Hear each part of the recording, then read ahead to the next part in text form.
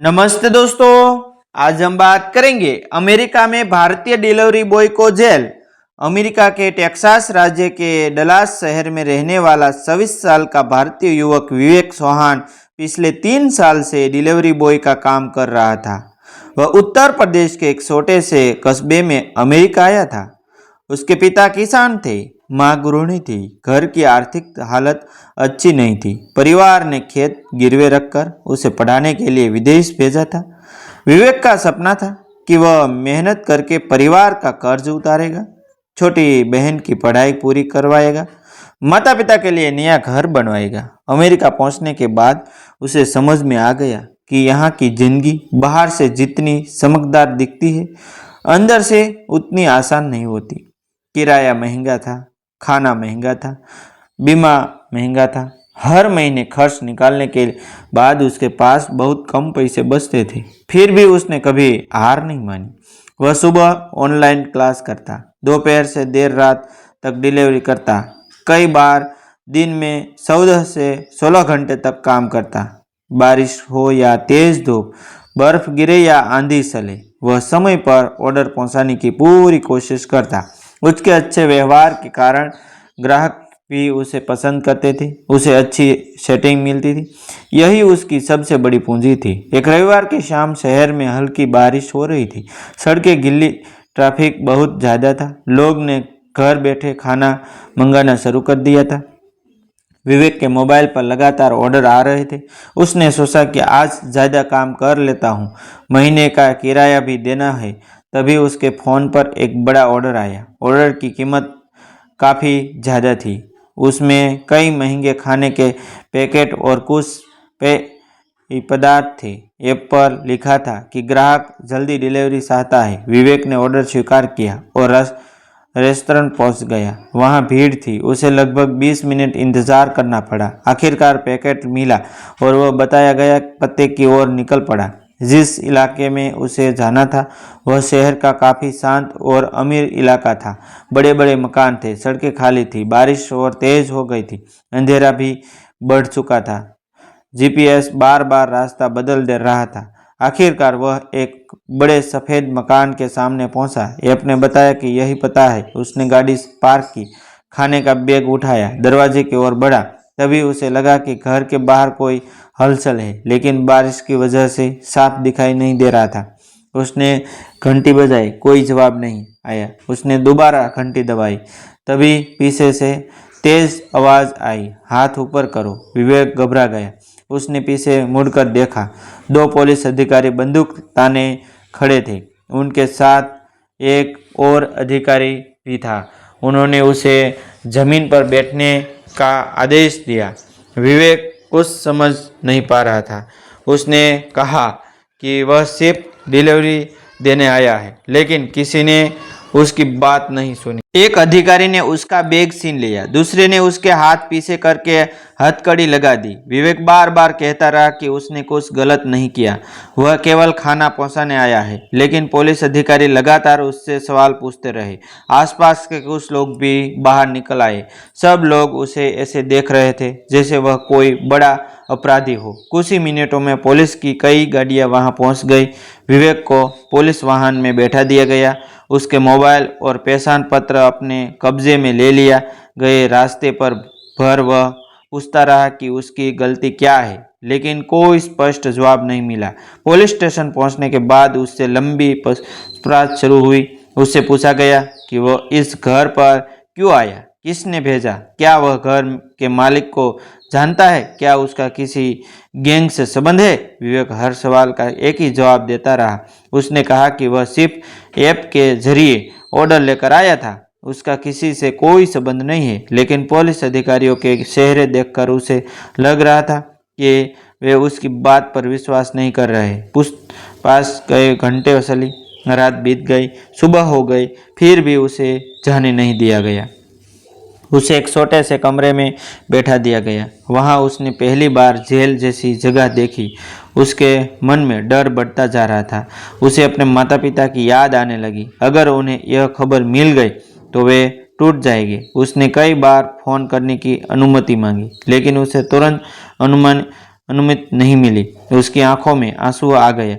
उसने कभी नहीं सोचा था कि मेहनत से काम करने वाला एक साधारण डिलीवरी बॉय इस तरह जेल की सलाखों के पीछे पहुंच जाएगा। दोपहर के समय एक अधिकारी उसके सामने बैठा। उसने मेज पर कुछ तस्वीरें रखी। तस्वीरों में वही घर था जहां विवेक डिलीवरी देने आया था। अधिकारी ने बताया कि उस घर में कुछ दिन पहले एक गंभीर अपराध की सूचना मिली थी। सुगंधित व्यक्ति की कार और जैकेट का रंग विवेक की कार और जैकेट से मिलता जुलता था। इसी वजह से पुलिस ने उसे रोक लिया, लेकिन अधिकारी ने यह भी कहा कि जांच अभी पूरी नहीं हुई, इसलिए उसे हिरासत में रखा जाएगा। यह सुनकर विवेक के पैरों तले जमीन खिसक गई। उसने कहा कि उसके पास ऐप का पूरा रिकॉर्ड है, रेस्टर के कैमरे है, रास्ते का जीपीएस है, सबूत साफ बताएंगे कि वह केवल डिलीवरी कर रहा था। अधिकारी ने कहा कि जांच के बाद वही फैसला होगा। उधर जिस कंपनी के लिए विवेक काम करता था, उसने भी उसका अकाउंट अस्थायी रूप से बंद कर दिया गया। कंपनी का नियम था कि पुलिस जांच पूरी होने तक डिलीवरी नहीं की जा सकती। एक ही दिन में उसकी कमाई रुक गई। कमरे का किराया बाकी था। बैंक खाते में बहुत कम पैसे थे। भारत में माता पिता उसकी भेजी रकम का इंतजार कर रहे थे। बहन की कॉलेज फीस जमा करनी थी। विवेक को लगने लगा कि उसकी पूरी जिंदगी एक गलत फहमी की वजह से बर्बाद हो सकती है। शाम तक उसे एक वकील से मिलने का मौका मिला। वकील ने धैर्य से उसकी पूरी बात सुनी। उसने कहा कि अगर विवेक सच बोल रहा है तो घबराने की जरूरत नहीं है, लेकिन अमेरिका में हर मामले की जांच प्रक्रिया समय लेती है। हर छोटी बात का रिकॉर्ड दिखा जाता है, कैमरे जांच आते हैं, मोबाइल लोकेशन देख जाती है, डिजिटल सबूत इकट्ठे किए जाते हैं। वकील ने यह भी बताया कि अगर जांच पूरी होने तक उसे जेल में रहना पड़ता तो मानसिक रूप से मजबूत रहना होगा। विवेक ने पहली बार महसूस किया कि सच होने के बाद भी इंसान को अपनी बेगुनाही साबित करने के लिए लंबा संघर्ष करना पड़ सकता है। उसी रात जेल की छोटी सी कटोरी में बैठा विवेक सत्य को देख रहा था। बाहर तेज बारिश हो रही थी। उसे अपना गांव याद आने लगा। माँ के हाथ का खाना याद आया, पिता की बातें याद आई, बहन की हंसी याद आई। उसने आंखों बंद की और मन ही मन प्रार्थना की कि सच जल्द सामने आए। अगली सुबह जांच अधिकारियों ने रेस्टोरेंट, सड़क और आसपास लगे सीसीटीवी कैमरों की फुटेज देखनी शुरू की। विवेक के मोबाइल की लोकेशन, डिलीवरी ऐप का रिकॉर्ड और भुगतान का पूरा विवरण भी जांच किया गया। कुछ घंटों बाद सच्चाई सामने आने लगी। जिस समय घर के पास अपराध हुआ था, उसी समय विवेक रेस्तरां से ऑर्डर लेकर निकल रहा था। हर कैमरे में उसकी गाड़ी अलग अलग जगह दिखाई दे रही थी।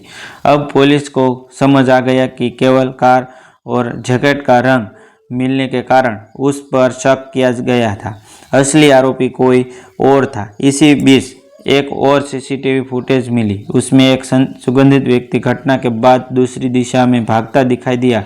पुलिस ने उसकी तलाश शुरू की। 2 दिन बाद वह आरोपी गिरफ्तार हो गया। पूछताछ में उसने अपना अपराध स्वीकार किया लिया। उसके बाद पुलिस ने विवेक के खिलाफ सभी आरोप हटा दिए। उसे तुरंत रिहा कर दिया गया। पुलिस स्टेशन से बाहर निकलते समय एक वरिष्ठ अधिकारी ने विवेक से कहा, हमें अफसोस है कि आपको परेशानी उठानी पड़ी। जांच के दौरान हमें हर शक की जांच करनी पड़ती है। विवेक ने शांत स्वर में जवाब दिया, मुझे कानून पर भरोसा था, बस यही चाहता था कि सच सामने आए। डिलीवरी कंपनी ने भी उसका अकाउंट फिर से चालू कर दिया। कंपनी के अधिकारियों ने उससे मुलाकात की और कहा कि जांच पूरी होने के बाद उसकी ईमानदारी साबित हो गई है। कई ग्राहकों को जब पूरी घटना का पता चला तो उन्होंने सोशल मीडिया पर विवेक का समर्थन किया। कुछ लोगों ने उसके लिए आर्थिक सहायता भी जुटाई ताकि जेल में रहने के दौरान हुए नुकसान की भरपाई हो सके। कुछ दिनों बाद विवेक ने भारत में अपने माता पिता को वीडियो कॉल किया। माँ की आंखों में आंसू थे। पिता ने कहा, बेटा, हमें तुम पर हमेशा भरोसा था। यह सुनकर विवेक की आंखें भी भर आई।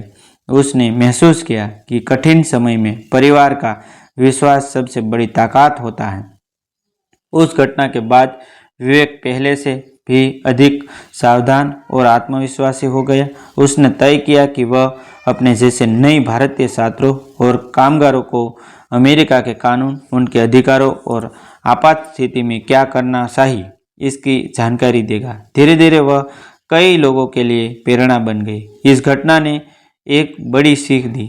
कभी कभी परिस्थितियां निर्दोष व्यक्ति को भी कटघर में खड़ा कर देती है, लेकिन यदि इंसान सच्चा हो, धैर्य रखे और कानून के साथ सहयोग करे तो सच देर से सही सामने जरूर आता है। ईमानदारी की राह कठिन हो सकती है, लेकिन अंत में उसी की जीत होती है।